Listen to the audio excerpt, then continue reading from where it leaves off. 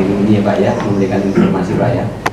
Baik, kewajiban 15% itu tercantum dalam izin Pak. 15% dari bibit yang kita berikan kepada perusahaan. Nah, artinya bahwa perusahaan itu harus memberikan kontribusi kepada masyarakat, sekitar ya Pak ya. Apakah masyarakat yang ada di depan, di belakang, di samping kiri, samping kanan, ya gitu. Kalau kita nyebutnya radiusnya sekitar 100 meteran loh Pak ya. Radiusnya 100 meter. 100 meter Pak. Ada peraturan yang lebih spesifik mengatur? Tidak ada. Nah, kita kan yang saya anggap masih asumsi Pak ya. Ya, asumsi. Kita ke aturan jelas saja nih. Ya. Kalau misalkan ada ini 100 meter, aturannya apa, PP sekian, Ya. kita bisa baca. Kalau nggak ada, mohon maaf kita nggak terima, itu asumsi. Ya, tidak ada Pak. Nggak ada. Jadi masyarakat yang ada di sekitar pabrik itu. Bentuk 15% itu apa yang harus dilakukan oleh perusahaan? Di dalam peraturan PP 121 juga tidak diatur Pak ya. Betul. Apakah berbentuk pipa saja dari titik pengambilan yang kita sebut reservoirnya perusahaan, kemudian keluar. Di situ tidak bunyi Pak ya. Kemudian atau perusahaan bisa membentukkan dalam bentuk lain. Nah, dalam bentuk lain tidak bunyi juga di situ. Nah, makanya itu adalah kebijakan kami pemerintah Provinsi Jawa Barat ya Pak ya. Contohnya, mohon maaf Pak, saya sudah pernah tugas di mana-mana Pak ya, di Cirebon sudah pernah sampai wilayah ke Indramayu, Pantura Pak ya Pak ya. Kemudian di wilayah Bandung Pak. Ini berbeda-beda pola pemberian kontribusi 15% tadi. Sebagai contoh pada saat saya di Indramayu Pak, ada satu perusahaan di daerah tersebut, garmen Pak, hanya garmen saja, tapi kan sama ketentuannya 15% tadi. Betul.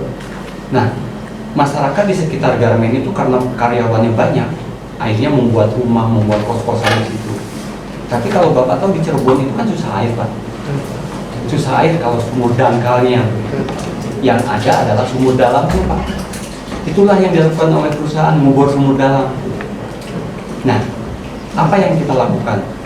Kepada perusahaan itu kita sampaikan, Pak, tolong salurkan saluran air dari reservoir keluar ke pipa sampai ada stokran yang bisa diambil oleh masyarakat sekitar. Sebagai contoh kalau wilayah di Pantura. Konkretnya kalau di wilayah kami di Gekro, apakah itu sudah dilaksanakan?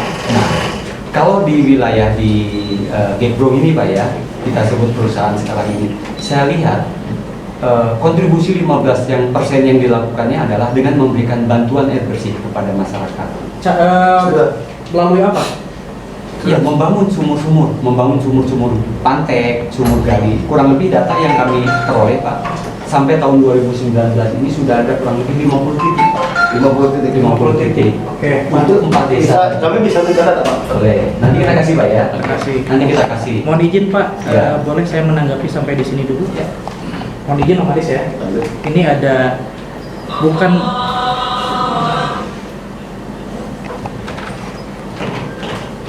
ini biar yang bicaranya nggak saya Pak ya.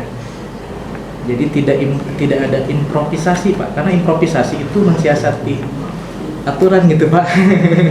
Gitu.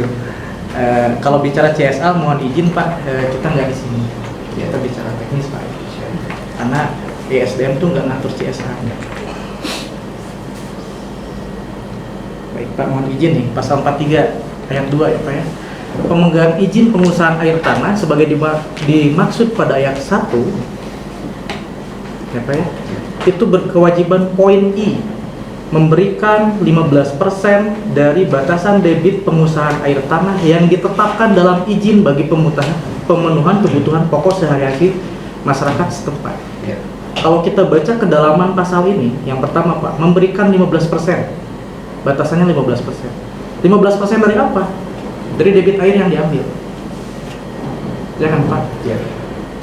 Untuk apa? Untuk kebutuhan pokok sehari-hari. Pertanyaannya, ada objek lain nggak dalam pasal ini? Ada objek lain nggak dalam pasal ini? Tidak ada. Udah jawabannya. Loh, ini pasal apa yang bilang? Sudah melaksanakan atau belum? Sudah melaksanakan atau belum? Tinggal dijawab aja, sudah atau belum? Sudah. Sudah. Berarti dia ngambil dari debit air yang sama. Kan saya bilang tadi, Pak, itu CSA. saya jawab dulu Pak ya, Boleh. bahwa pelaksanaan pemberian 15% itu bisa dalam bentuk konteks apa saja? Nah, sekarang saya balikin lagi Iya. ke pasal ini. Memberikan 15% dari batasan debit pengusahaan air. Ya. Misal, dia dikasih nih 20 liter per detik.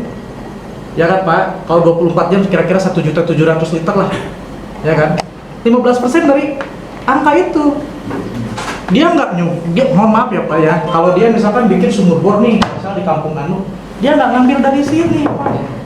Misal saya umpamakan yang lebih sederhana ya Pak ya, bukan dalam ini saya bikin sumur Pak, bikin sumur. Saya nimba pakai kencreng. Nah kencreng yang saya timba tuh 100% Pak, ini izin yang dikasih negara.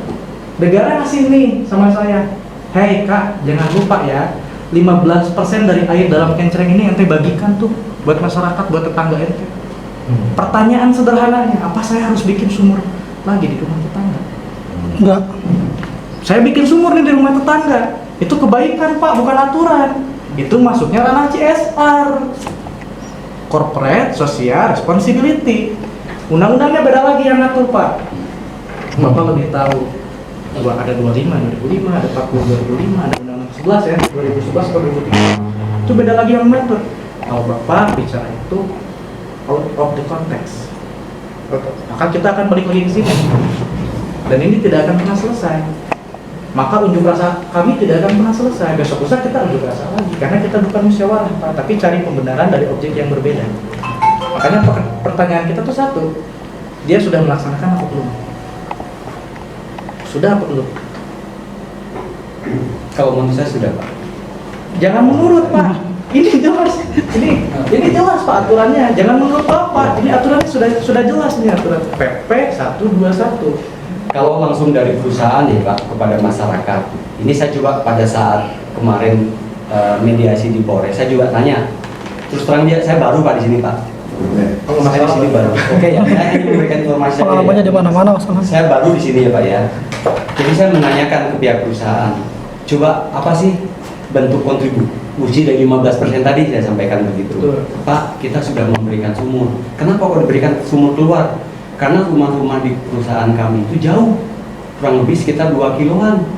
Pertanyaan Saya saya, tidak tahu kondisi sesungguhnya ya Pak ya. artinya Bapak belum pernah ke sana? Sudah, cuma kan kami hanya di luar saja Pak. Oh. Ya, perusahaan saja. Tapi kan konteks kami kan hanya di perusahaan saja Pak, Betul. tidak ke rumah-rumah masyarakat. Betul, tapi ada kewenangan Bapak yang saya tidak mau bahas itu Pak. Ya. Saya tetap bahas pada poin ini, karena ini peraturan pemerintah yang buat, Ya. ya kan? Kalau mau kita nggak bahas ini, ya negara harus merubah peraturan ini. Selama berlaku kita akan bahas ini. Kembali lagi ke pertanyaan awal dan paling sederhana, Bapak yakin dia sudah, ini pertanyaan terakhir ya Pak, Ya. final nih, tolong direkam Kang Anto. Siap. Final, dia sudah, pemegang izin sudah melakukan kewajiban ini.